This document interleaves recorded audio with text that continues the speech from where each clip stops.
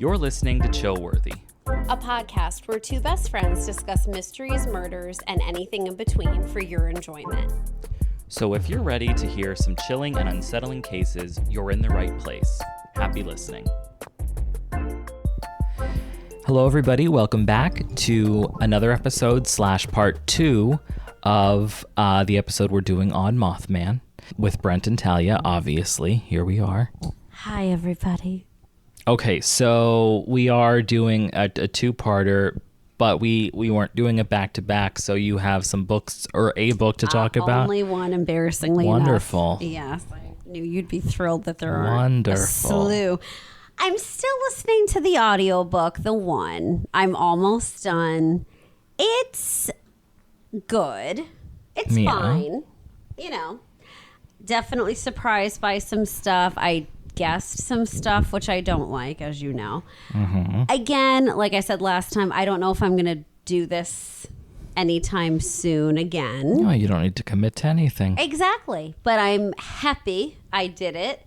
I miss listening to music in the car because this is like all I do now because I'm terrified it's going to expire. Like the book is going to be returned and I'm not going to have it finished. So, you know, I'm obsessively listening to it, but you know, what are you going to do? And I'm still reading the others I had mentioned, but I did just finish Spirit Crossing by William Kent Kruger. I think that was the one that I started like last week, like right before we met or something. And it was fine. It was fine. It was... That would make it a 3. I was just going to say that. Yeah. It was about... I don't want to give too much away, but basically a missing person situation, you know, adventurous. It was about the Native American culture. That was like my favorite part of it. Wasn't. It sure was. Very nature heavy and like that was glorious, may I say. Of course, yeah. But it was a little... I was going to say that it fell flat for me. Maybe that's too harsh, but just, it was fine. All right. Well, wonderful. Right. So you did ask off air. I don't have fish facts, but there is a baby fish in the tank. So, I mean, that's nice. Absolutely. And you know, one singular little baby fish about the size of a grain of rice. Yes. When Brent told me about it, and then, you know, I came over looking for it. Even though you said how small it was, I was still absolutely in my head looking for a bigger fish. And then when you saw it and pointed it out, I mean, I could barely even see it, but yeah, it was tricky for me, but so adorable. So tiny. So hopefully he stays smart and stays safe and stays chill. Well played, man. And these shrimp in here, which now, of course, I can't see any, but it is insane to me how active. I also said to you before. There's one right in the middle there. They're gorgeous. And I said to you before we started when I saw one catapulting in the air. I keep saying air in the wall. Look at it. Look at what it's doing now. It flounces all over the place. It flies around that water like Superman. That's what they call swimming. I just didn't know shrimp did that. It's different than, look at him. He is soaring, I think is the word I would use. He soars through the water. Look at how fast he freaking is. Oh my God. I saw it up close. His little back feet, and there's about, 10 of them. Mm-hmm. They were going a mile a minute just now as he was soaring. All right, everybody. So... I'm most fascinated. Yes. The other thing I wanted to say and related to everything we've just mentioned is I, by accident, came across this like YouTube video and it was like, I was so drawn in. I watched the whole thing and it was like an hour long, I'm saying. But it was about the most isolated town in America, not counting Alaska. Like, there's obviously some very isolated places up there, but in the lower 48 states. Do you know what state it falls into? Well, what immediately came to mind is this town that I heard of a while ago. I want to say it's in Pennsylvania. No. Possibly Virginia or West Virginia. No. Okay. And there's some issue going on with it. So basically it's deserted but I don't know if that's the same as isolated, Are you talking about the burning city? Yes. No, it's not there's some that like one. gaseous issue going on, I want to say. Yes, the coal fires. Fire. No. Yeah. That. Okay, so no. Okay. So this is in Nevada. Oh, shit. And it's a place called Jarbidge. Like garbage. Yeah. Yeah. Yes. Yeah. And so this town is in any single direction, it is 100 miles from anywhere else, any other town. So it's roughly 2.5 hours to get to any other town. The population. So what this video was just a person that was like, I'm going to visit the most isolated town. Right. Yeah. Well, how many people live there? 15. I was going to guess 50 and think that was probably like not correct and there were way more. No, 15 people. Is it his whole family? No. No. But the reason why it's considered a town is because they have their own post office. So even though there's hardly anybody who lives there, because they have their own federally recognized post office with a mailman, like it counts as a town. So that's why it's, America's whatever, most isolated town. And I watched about 3 different YouTube videos on people visiting this place and like absolutely adorable. In terms of the people, like it's not the prettiest looking town by any means. It is an old, like they found gold there. So it used to be a very hopping town. And I think the last official stagecoach robbery that ever happened took place in Jarbidge. Wow. Do they have dogs there? I don't know. I didn't see. Do they have a bookstore? No. But they have a general store. Oh, they have one God. gas station. Speaking of general stores. Yeah. I don't think did watch this. You did or did not watch Dr. Quinn Medicine Not Woman? really. Oh my God, I loved that show. They had a general store. Yes, I've talked about it before. You have. Can you imagine, back to Jarbidge, can you imagine that freaking mail route? I mean, you would be done before freaking lunch. I have a feeling they don't go anywhere. I think they come pick it up at the post office. Oh, it's like one road. It's just call. one road, one main little road with all these little houses. What do they do with packages? I don't know, but I did know. I did see that one of the people doing the videos, they, on their 2.5 hour trek out there, they did pass a UPS and a FedEx truck. So FedEx and UPS deliver. I'm sure Amazon does as well. Right. But anyway, the point was, it was just, I don't know, I was probably trying to find something creepy, and then this video just happened to pop up, and it's not at all creepy. Like I said, it's just, I mean, it's a run-down little place for sure, but it's very adorable, and there's like a man who has a glass-blowing thing. Business. Yes, and during the summer, they have a little bit more business, and that's when people come out to the Outdoor Inn, spelled INN. Oh. And it's like the motel. And so they have some tourism. Oh, I mean, yes, but I don't think very much. And I was going back and forth on like, do I talk about this place? Like, do they want people? But all the videos, they were interviewing like the guy who runs the bar and the motel, and they all said that like, yes, everybody is welcome. Like come on down type of thing. So it was just a very cute little thing to just anybody who's interested to just research how adorable this place is and watch some of the videos because the people there seem very, very sweet. I'm very intrigued all 15 about this. So yeah, but thank you. No, you're welcome. Tidbit. I didn't hear they had any local legends, but actually that's not true. Jarbidge is the name means something, I think, in Native American that does talk about some devil or something. Yeah. But that I don't scary. have that information, so. Okay. But anyway, speaking of local legends, we'll jump back in local to lure. the Mothman. So where we last left off, I think we were talking about just like the museum that Point Pleasant had, and how they were embracing the Mothman energy, if you will. So anyway, what I wanted to do in this half of it was go into a little bit more in depth of like, what could this have possibly been if it wasn't a legitimate Mothman? Let's just let the siren go by first, shall we? We shall. All right, so the first one we talked about already, which was this concept that people were saying that this could be a misidentified bird, which I think is pretty freaking far-fetched. Thinking of, like when we talked about in the last episode, knowing what a crane size is, a blue heron size, I don't think those are the waters we were in here. No, I don't think so either. So, like I had said, the first thing was people were saying, oh, a sandhill crane. This large crane, it stands about as tall as a man. It has a wingspan of 7 feet.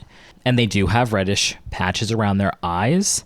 But they're not common in West Virginia by any means. And people admit that it's a pretty big stretch to think that somebody who's out at night would not be able to tell the difference between a life-sized Mothman and a bird. And I don't think I don't even think they're nocturnal, to be honest. I told you, the blue heron. Oh, the cranes. Yes. Yeah. I don't know. I didn't think that about blue herons. And then when that whole experience happened and I started doing a deep dive on them, it said that they fly during daylight hours and evening hours in the dark, which I just wouldn't have guessed that.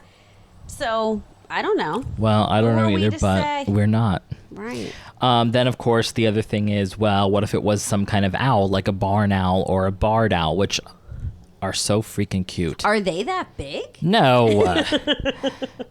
They obviously have reflective eye shine that can glow red and orange in light. They can fly silently, and they might appear and they might appear spooky sometimes, but come on. I think this is bullshit. Agree. I think all of that is bullshit. So there's this guy, Joe Nickel, and he is a paranormal debunker, and he has argued that a large owl, perhaps a barn owl, could explain the sightings. But I just think that's a bunch of bullshit. Malarkey. Right. Yeah. Now, back then, during 1966, a farmer actually did shoot and kill a giant snowy owl. That's illegal.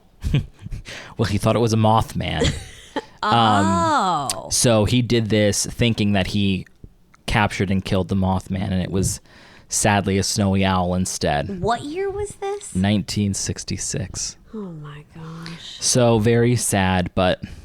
And then we can't forget the heron theory, where that sheriff thought it was a shit poke or shit a poke or whatever. I forgot about So Shapoke. Didn't we say a shit a poke? Yes, that's whatever that is.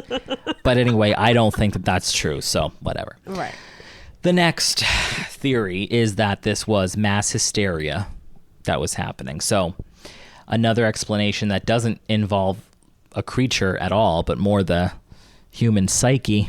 In the late 1960s, they were a pretty tense time. The Cold War was happening, Vietnam, Forrest Gump. Absolutely. And some people were thinking that the initial sighting, whatever that was, say it was a bird or whatever, started to spark some sort of mass hysteria. Because once the first story hit the news, people's imaginations might have gone into overdrive. And then people could have been like little pranksters. And, they're putting on costumes, which would have been pretty bad if that farmer had seen one of them in a costume instead of that snowy owl. But... Dunzo. Do you believe that Excuse me? that could be what this was? I don't know. What are other examples of mass hysteria? Well, I'm glad you asked because I looked that up. Oh, thank you. So there were two of them. I didn't, obviously. I mean, I just looked up the first two that popped up for me. But so one of them was the dancing plague of 1518. So I guess what happened here was in July of 1518, there was a woman. She stepped out onto the streets in what was then the Holy Roman Empire. She began to dance, and she just danced erratically and silently for hours. And then she just kept going. And days passed, and she was still dancing, and it seemed like she was unable to stop. But that wasn't even the wild part, because the wild part was, within a week, dozens of other townspeople joined her, and some accounts of this claimed that the number rose to over 400 people. And they danced in the summer heat, they danced day and night, there was no music, or it wasn't a party or anything. They just compulsively, unstoppably danced. Many of them ended up collapsing from exhaustion, and some had reportedly died from heart attacks or strokes. How could they go to the bathroom? I don't know. Doctors were baffled, and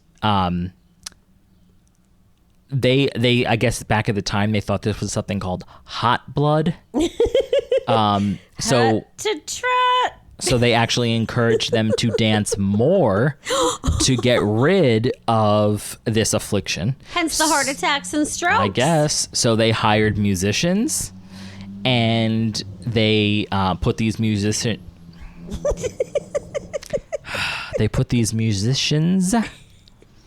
in like dance halls, and they would just have them play.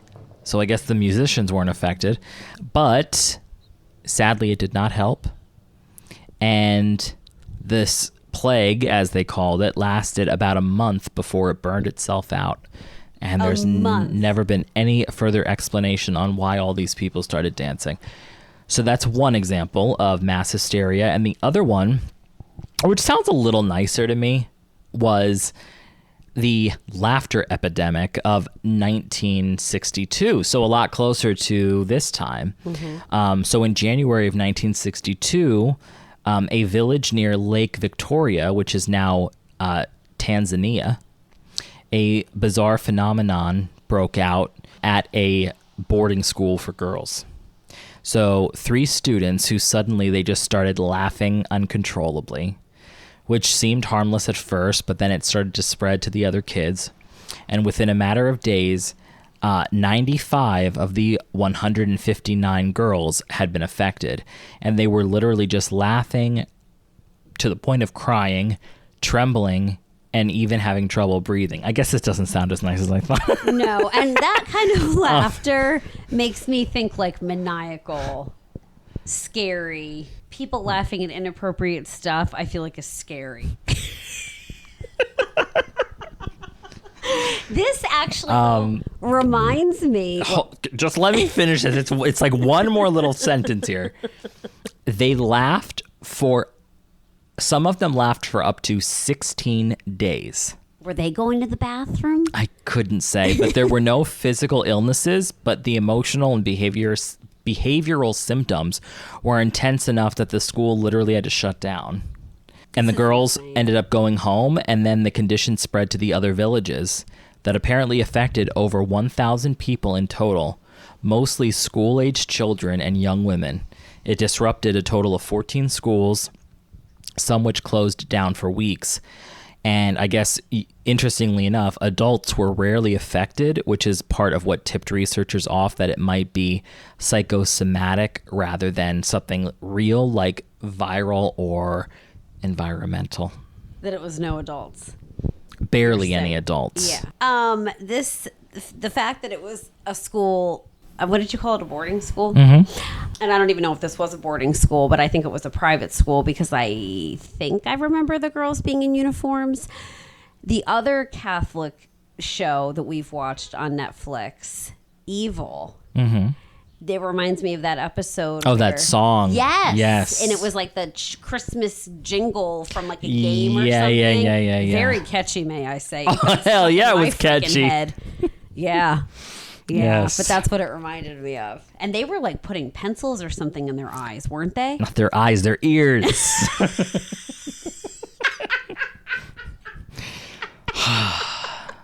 I was so close.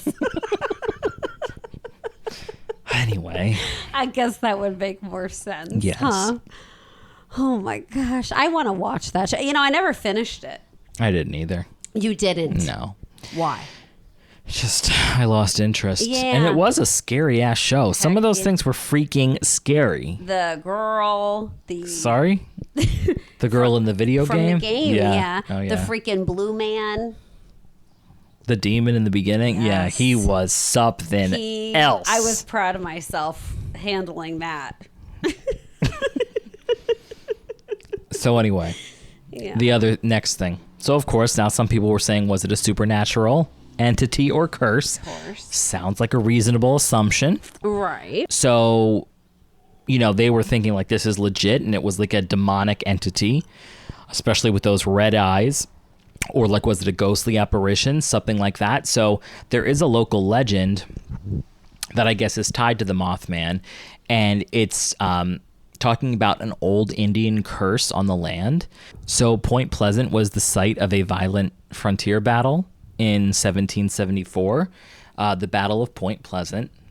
Sounds right on the mark. It's an easy. And folklore claims that the Shawnee chief Cornstalk cursed the town as he lay dying.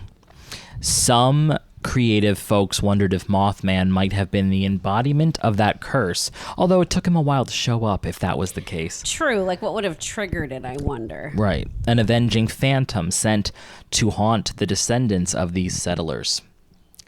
So, there you go. Of course, there's no evidence of this, obviously. Right. And then, of course, others were like, well, maybe it's a guardian spirit, or as we talked about before, like an omen-bearing spirit. Like a premonition like situation. a banshee. Right. Right.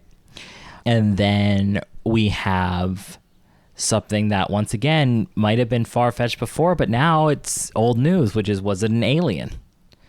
So could Mothman have been some type of alien being, just kind of taking a bebop around our world, seeing what there is to see? Didn't hurt anyone except Bandit. Right. So obviously UFO enthusiasts are very into this concept because, during the Mothman sightings and stuff, there were also sightings of weird lights in the sky over Point Pleasant, and even encounters with odd individuals, like I told you, where these men in black would like show up. One of the people they showed up to was that Mary Hire woman, and they basically said like, hey, knock it off. Like, don't say anything else. Zip, as Ursula would say. I was just gonna say that. So, there's that concept, like maybe little Mothman was a little alien scout, a Boy Scout, just out looking around, seeing what's going on here. Do you think he was? No, I don't. You don't? I don't. What do you think it is? I have no idea. Well, you don't think it's that? You're right, but I don't know what it is. All right. It's fair. Fair is fair. I've got one more thing to say on the potentials, and then I'll let you tell me what you think is happening here. And then the last one is like, was this some kind of hoax or a government experiment got wrong, basically? So this one's kind of more like conspiracy theory, but people were saying, was this some type of secret government project? Because remember that TNT area where Mothman was often seen, that area had been abandoned. It had been long abandoned by 1966, but during World War II, it was used to manufacture and store explosives, hence the name. And some people were theorizing that maybe there was some type of toxic waste or chemical byproducts in that zone that could have mutated some type of animal from a normal looking animal into something a little less normal looking. So, and then of course they were talking about also the possibility of a military experiment, like people were testing out like flying suits or, something else like futuristic technology. And it was like a soldier in a jetpack or something. I mean, who the hell knows? But speaking of that, Talia, what do you think is going on here, pray tell? I think I could wrap my head around the alien scout theory, but I think it was probably some sort of supernatural being. I don't know what to make of the fact that it didn't hurt anyone, again, except Bandit. Right. Which we don't even know that Bandit was hurt. But sort of back to the alien theory, if Bandit wasn't hurt, like Bandit's body was never found. Like he just was gone. So it makes me wonder if he was taken, say if it was an alien, back to the ship. Yeah, to get a pup cup. Right. You know. No, I would never want to think about what, I mean, but maybe they're nicer to animals than we are for all we know. We can only hope, right. Yeah, I agree. Like gentle experimentation, whatever. But. Oh, wait, I'm so sorry. There's actually 2 other theories that I forgot about. Don't be sorry. All right. So the first one is not so much about him, but just about the area. Some people said that this was what people call a window area, which is where reality gets thin, quote unquote. So some Mothman researchers started noticing that the Point Pleasant sightings weren't happening in isolation because, like I said, there were talks of weird lights in the sky. People were getting weird telephone calls. Their TVs were going all staticky. People claimed to have these really like intense dreams and stuff. So they floated that maybe Point Pleasant at that time was experiencing something called a window area, which is basically a thin spot in the fabric of reality. So a place where all sorts of strange phenomena can slip through. Now, I have no idea about this, but I know the other place, which I abso-freaking-lutely will be doing an episode on at some point, is Skinwalker Ranch. And I know I've talked to you about that before, and I can't wait to talk about that again. That's a big topic. That will be absolutely a 2-parter, if not a 2 or 3. Well, that will be a goodie. That should be like a nice summertime one you do. I decided. Yeah. And the last one, which actually this has sort of a connection to a case we've done before. The idea that this Mothman is a tulpa, which is, you know, it's like an idea that gains momentum and becomes a literal life force of its own. Like the Suicide Forest. No. Like the Slender Man. Oh, God. So yes. Where there's like so many people who believe in this thing that the belief in the thing makes the thing real instead of the thing being real first and then people believing. It's like the opposite. So people were saying that, you know, whatever that original thing was that somebody saw, if people were so obsessed with this and they, you know, because it was a big thing for quite a while and people were like manifesting this all the time. Like, where's the Mothman? Where's the Mothman? Gotta find him. Right. Maybe he was born of this belief in him. That is another theory I think could be reasonable. Fine. I mean, I think he's real, but if he were to not be, I could. You think he's real, but if he were to not be, I think he could be real because people thought he was. Well, no. If people think he's real and he's not, I don't think that makes him real. I get, you know? I don't think you understand what a tulpa is. I do. It's like saying Fuzzball World is a place. It's not. But then enough people start going on and on and on and about it, it becomes this believed to be true place. And it's not. I think you almost have it, but the point is it is then a place. Oh, then no, I wasn't fully there. Yeah. So that's what I'm saying. Like, so many people believed in Mothman that it brought him into existence. Oh, instead of him being in existence and then people being like, holy shit. Yes, it's the reverse. Okay, then no, I don't believe in this theory. Fine. So anyway, those are the theories, but here is a little story I found. It's a very short story. A story? So this was just from like an anonymous person online. It said, "It was just a regular summer evening. My son and I had pulled off to the side of a narrow wooded road in Mertztown, eastern Pennsylvania. Nothing unusual. Just trees, stillness. The kind of quiet that feels heavy. We were sitting in the car, the windows were cracked, chatting about nothing, when the air suddenly felt ... off.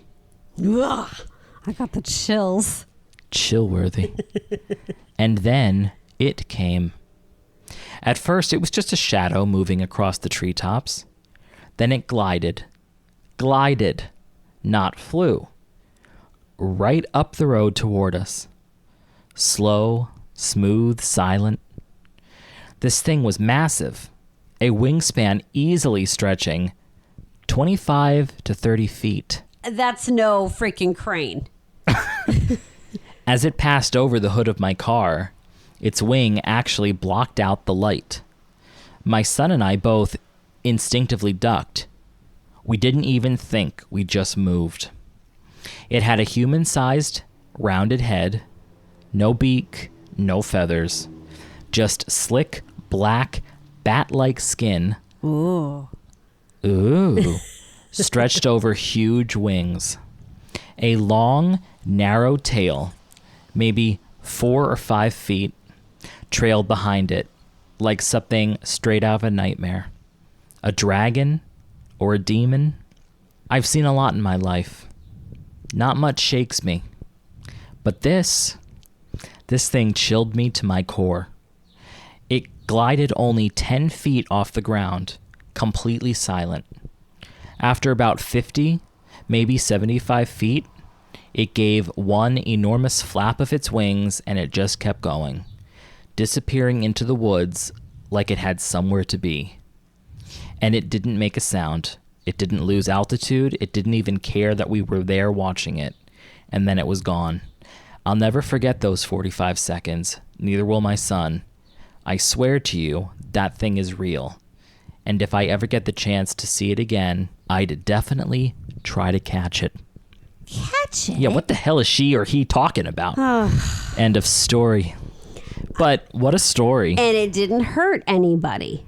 And I think I told that story pretty nice. I was going to say you should You're hunched over like the Hunchback of Notre Dame. You should be a book narrator. I was sucked in. So as we do wrap up here, Yeah. I tried to find a list of things, which I did, an unofficial Mothman safety rules to follow to stay safe from said creature. And chill. Yes, you got it. Right.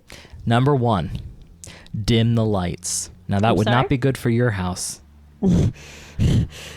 For those of you who don't know, which is everyone, Talia recently moved into a beautiful new home. And I went to see it for the first time a few months ago, and I think I should have put on sunscreen when I walked in there. Because the amount of undiluted, Oh my God. bright white, everybody. We're not talking soft, that soft incandescent. We're talking bright white LED. The reading nook light is dimmable, and so are the kitchen lights.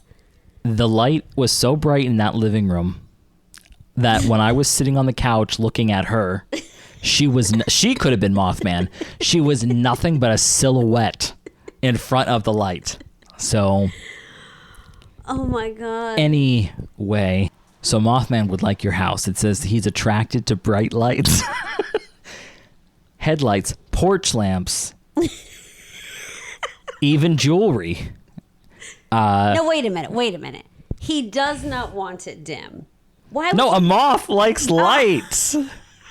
He does not want it dim. Why would you dim your house? Maybe you are Mothman. Why would you dim your light? Why is this the guy? This is as if he's dangerous to avoid him? They're saying if you don't want to come across Mothman, All don't right. keep your lights on too bright in the house. It attracts him, is what they're saying. Meanwhile, these sightings were in the middle of the night, dark. Headlights, though. Car headlights. Next, if you'll allow me. I will. I surely will. Next, avoid sweet scents. Some believe that Mothman follows sugary smells. Like a bat. So to be safe, skip that floral perfume. A bat or bird. And don't take fruity snacks when venturing into the woods. Is that what it says? Yes. Number 3. There's 8 of them, by the way. Make yourself appear larger. How? Well, like with a bear? Eyewitnesses suggest that Mothman is less likely to approach larger figures. Wearing bulky clothing or standing tall might deter unwanted attention. I don't know about that. Number 4, stay vigilant on bridges. Given Mothman's association with the Silver Bridge collapse in 1967, some view sightings near bridges as ominous. Exercise caution and be alert when crossing. Now, I don't know what kind of caution you could have, but I guess not wearing scents. Fruity pebbles. We've got another siren happening. I think he got a bad rap for that bridge thing. I think it was purely coincidental. Unless he's that word that I can never think of, that he is a bad omen. He's an omen of some... Harbinger of doom? Yeah, but I thought you used a different word. Maybe not. Unless that's true, I don't know what he has to do with that bridge. And I think it's terrible that he's associated with it. Number 5, trust your instincts.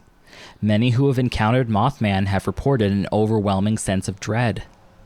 So if you feel like that and you want to leave that area, then you should probably do it. Do so. Right. Now, I'm so sorry. Refresh my memory. He has been seen in other states than West Virginia. Well, yeah, that story I told took place in Pennsylvania. Oh, yeah. That was the story that you read. Yeah. As I just said, that story I told. This one's very, very, what's the word? Very, very obvious, I think. Uh-huh. Avoid the TNT area at night. Well, yeah, if that's where he lives, sure. I don't even think I need to explain that. Just don't go there. Number 7, I think a bunch of people would be okay with this. Don't engage. If you spot a large, winged figure with glowing red eyes, don't go over to investigate it. Stay back. Just remove yourself from the area. And last, and this is my personal favorite, respect the unknown. Whether Mothman is a harbinger, a guardian, or something else entirely, approach the legend with respect and caution. The legend. I think that's beautiful. Well, thank you. Well, you didn't write it, did you? No, I didn't. But I think that's very sound advice. And yeah, leave him alone. Live and let live, man. I agree, as long as he's not hurting anybody. Right, he's not messing with anyone but Bandit.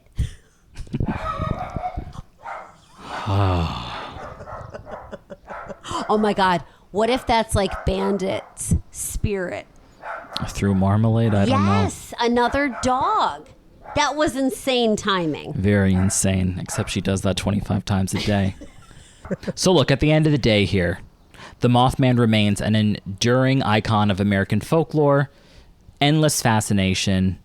So what began as a few little spooky sightings in a small Appalachian town has morphed into a worldwide known phenomenon at this point. Like I said, thousands of people come to Point Pleasant to go to the festival and just celebrate the, what would we say, the curiosity and the fascination of this cryptid. His following. Yeah, so that's all I have for Mothman, but I mean, something I really knew nothing about. I would say I'm glad we looked into it. Heck yeah, I knew nothing, not a shred of info, and I'm very intrigued about it. I said I think I'm a believer. You said what you said. I did. And that's that. And in part 1, you said, for some unknown reason, which I still don't even know if you'll be able to explain it while you're here in real time, but you would go to the TNT area during the day, but you don't want to be there with a group of people. You only want to be there, you and a quote unquote some kind of guide, you told me. What does that mean? Explain yourself quickly. Well, I can't do that quickly. True. So Truer words have never been spoken. I don't want a big group there. I don't want to be distracted by anything. You know, there's always nonsense that goes on with groups. I don't like that. So I would like to go on like a guided tour, private, where I am told this may have happened over here. This happened here. Look over here, please. Okay, I shall. And it's nice and intimate and quaint. No distractions, no interruptions by this group that could be there. No. And yeah, but I would not go at night. I would be damn curious to go at night because I feel like if there was any chance, it would be at night. Most likely, yeah. Right.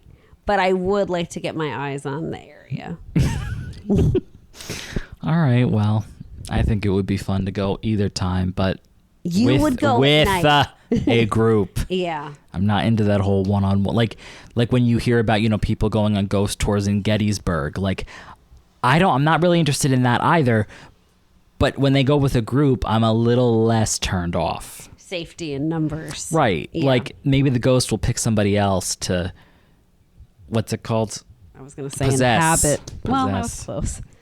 Right. So, anyway. Have you ever looked up the YouTube videos of people going out to the Gettysburg battlefields at night? I don't know if you're not supposed to go in certain areas or if it's a free-for-all. You can do whatever you want at night and they just go do whatever. I don't know what the deal is, but I mean, I certainly don't have an eye for what's fake and what's real when it comes to ghost videos, but these people go out there and record, and I guess, I don't know if they have lighting set up or if it's from their headlights or what, but you can see things. I haven't, but I'm shocked you're watching these videos. This was years ago. Gotcha. Yeah. Well, maybe you should see what's going on now. Well, I don't know. Well. So, there we have it, everybody. Thank you all for tuning back in for part 2 of our Mothman series. And by series, I mean 2 episodes. And just for future reference, I did look into the Flatwoods Monster, which was the guy who wrote the Mothman book, wrote the Flatwoods Monster book. So I'm doing some research on that for a future endeavor. Be nice. So, all right. On that note, everybody, stay safe and stay chill, and we'll see you next time. Bye, everybody. You've just listened to Chillworthy. Thank you for joining us on this latest episode. While we strive to keep our discussions engaging and lighthearted, we also wanted to take a moment to acknowledge the real lives and events that are at the heart of these stories. We try to approach each topic with a sense of curiosity and respect, fully aware of the impact these events have had on the individuals and their loved ones. Our goal is to honor their memories by keeping their stories alive and shedding light on the mysteries that surround them. If you enjoyed this episode, please remember to subscribe, rate, and leave a review, and don't forget to join us on the next episode of Chillworthy.